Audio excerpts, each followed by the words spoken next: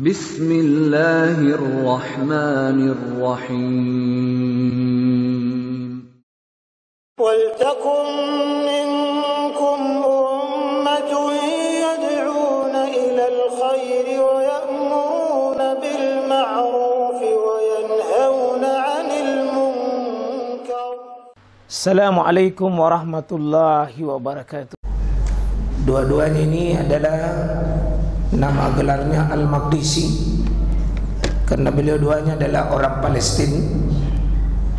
Ya, beliau Palestina yang masih umur belasan tahun. Beliau berkelana dari Palestina menuju ke Mekah, dan dari Mekah beliau berkelana di Irak sampai beliau banyak mengambil ilmu dengan Ahmad bin Hanbal. Selain sebagai ahli hadis, ini beliau sangat menarik perjalanan hidupnya karena bersepupu sama-sama berangkat belajar Imam Ibnu Qudamah yang melahirkan kitab mirip dengan kitab sepupunya. Kalau Imam Abdul Ghani Al-Maqdisi ini kitab Umdah Al-Ahkam, ya, artinya kitab dasar dalam perkara-perkara hukum dasar. Sedangkan sepupu satu kalinya mengarang juga kitab Umdah, tapi Umdatul Fiqh, ya, kitab dasar dalam perkara fikih. Itu hebatnya, Pak.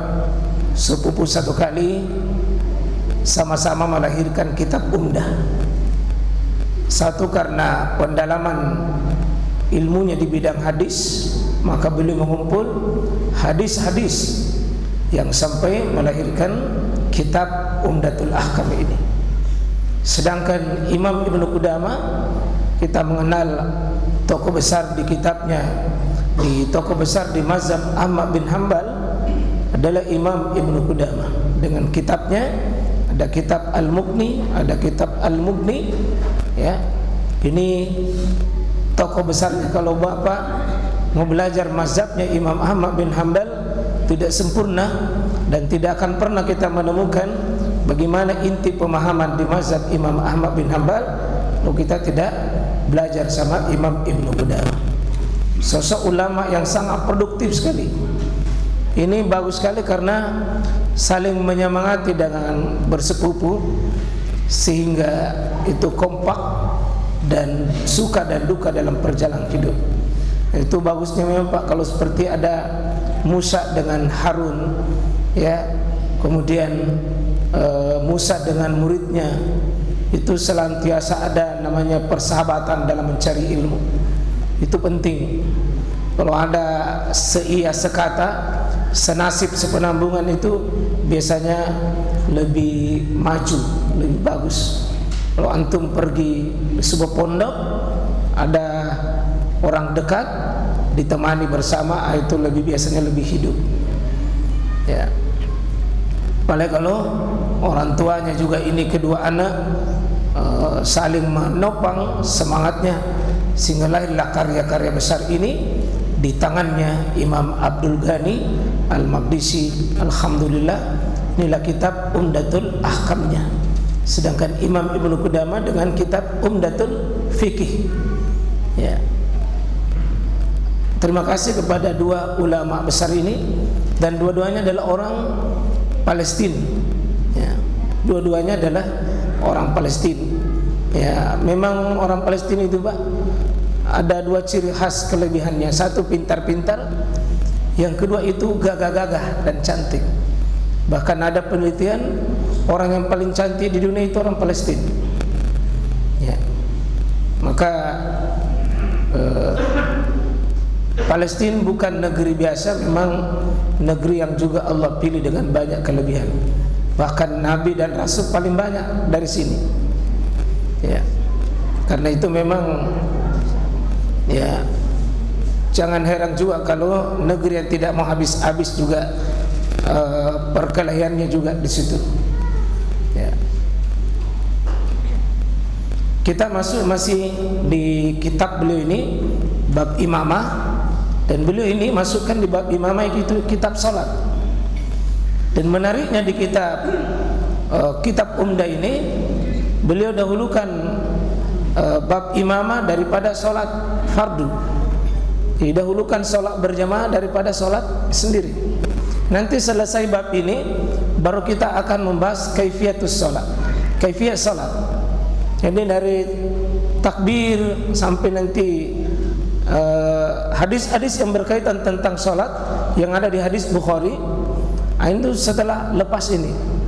Sementara kitab-kitab yang lain itu pasti dibahas dulu salat sendiri-sendiri, ya, mulai dari takbir sampai salam. Kalau ini tidak, salat berjamaahnya dulu dibahas. Ya, ini syarah dari kitab Imam Abdul Ghani Al-Maqdisi ini. Kami ambil syarahnya dengan beberapa hadis yang lain. Kita sudah bahas yang beberapa hadis di sini, beberapa bab, ya. Jadi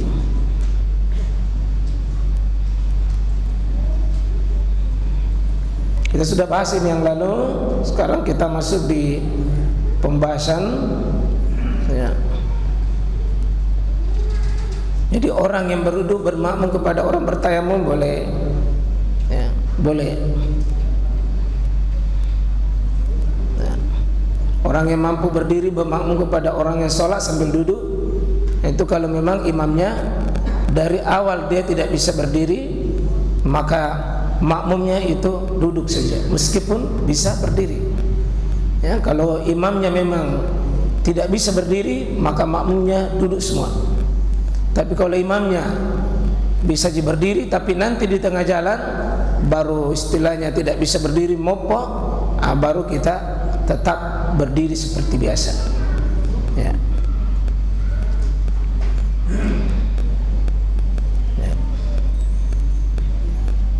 Bermakmum kepada imam yang melakukan kesalahan namun ia tidak mengetahuinya. Ini. Jadi kalau ada imam yang melakukan kesalahan, yang kesalahan itu tidak nampak oleh makmum, maka makmum tidak bertanggung jawab dengan masalah itu. Ya, contoh misalnya di salat sir, bacaan imam misalnya Al-Fatihah dia lewati tas satu ayat, kan tidak ada yang tahu, ya, sementara Al-Fatihah itu rukun, tapi kalau dia tidak selesaikan Al-Fatihah, kita tidak bertanggung jawab dengan itu. Di sini sebutkan fa'in asabu, kalau imamnya itu benar, maka kata Nabi falakum, kalian dapat pahalanya, walahum, dan dia dapat itu pahalanya juga. Jadi kalian dapat dan mereka dapat. Wa in akhta', dan jika mereka salah dalam kesalahan yang tidak bisa dikoreksi oleh makmum, ya falakum, kalian dapat kebaikannya, kesolehannya, kebenarannya yang benar kalian dapat. Tapi wa alaihim, kesalahannya dia sendiri yang dapat, mereka sendiri yang dapat. Misalnya, ya, imamnya tidak bagus udunya, berudu asal-asalan saja, baru dia memimpin sholat. Kita tetap pakai hadis ini, fa in asabu falakum walakum. Kalau mereka benar, kalian dapat benarnya dari imam itu, dan mereka dapat yang benarnya. Wa in akhtau, tapi mereka salah, tidak berudu dengan benar, ya falakum, tetap kalian dapat benarnya, tapi kesalahannya tidak, tetap wa alaihim, mereka dapat. Contoh misalnya dia tidak baca rukuk dengan benar, dia kesalahan dalam bacaan sir, yang sir baca sujud salah, padahal itu wajib. Bacaan rukuk itu wajib, sujud itu wajib, salawat itu bagian daripada rukun, tapi tidak didengar, dan kita tidak tahu sampai di mana itu imam baca itu, ya. Karena imam kita sekarang ini banyak imam ya sekedar yang penting bagus bacaannya jadi imam. Dia tidak pernah seleksi bacaan, tidak pernah memperhadapkan bacaannya. Ya, ada juga biasa kadang-kadang imam masuk kita asyhadu an la ilaha illallah asyhadu anna muhammadar rasulullah amin tami. Ya, dia tidak, saya yakin yang begini imam begini dia tidak selesaikan bacaannya ini. Ya, dia potong itu tasyahud. Padahal jemaah sekalian, tasyahud itu ada 2 nabi mesti disebut. Asyhadu an la ilaha illallah asyhadu anna muhammadan abduhu wa rasuluh, itu baru tasyahud. Dan setiap tasyahud mestinya baca salawat. Baca salawat, dan salawat yang benar adalah salawat kepada Nabi Muhammad dan salawat kepada Nabi Ibrahim alaihissalam. Jadi Allahumma sholli ala Muhammad wa ala ali Muhammad, ini wajib. Wajib, Pak. Kama shallaita ala Ibrahim wa ala Ibrahim, itu sunnah. Kama barakta ala Ibrahim wa ala Ibrahim wa barik ala Muhammad wa ala ali Muhammad kama barakta ala Ibrahim wa ala Ibrahim innaka Hamidum Majid, ini sunnah. Jadi saya sering ada imam yang saya perkirakan dia tidak selesaikan bacaannya. Nah, maka kalau begitu fa in asabu falakum walahum. Kalau benar ki, yang terutama yang tidak nampak itu, tidak nampak tapi dirasakan, Pak. Tidak nampak tapi dirasakan. Yang begitu kita tidak punya kewajiban. Ya. Wa in akhtau, kalau mereka salah dalam hal yang seperti itu, falakum, tetap kalian dapat. Tapi wa alaihi, kesalahannya mereka. Beda nanti, Pak, kalau kesalahan yang sifatnya zahir, misalnya salah baca, ya tugas kita membenarkan. Kalau dia bahasan seperti maghrib, isya, subuh yang yang jahar, maka tugas makmum membantu. Karena kata Nabi SAW, ya iza nasitu, kalau saya lupa, fazakiruni, ingatkan saya. Diingatkan saya. Kata Nabi SAW, ini bashar, saya ini manusia biasa, kalau saya lupa, ingatkan saya. Nah, termasuk kalau bacaan-bacaan yang dijaharkan itu, kalau dia salah, maka tugas kita membenarkan. Kalau tidak benar, Pak, bacaannya, lalu tidak kedengaran, ya bagaimana mau membenarkan? Nah, ini tetap kita dihibur oleh Nabi SAW.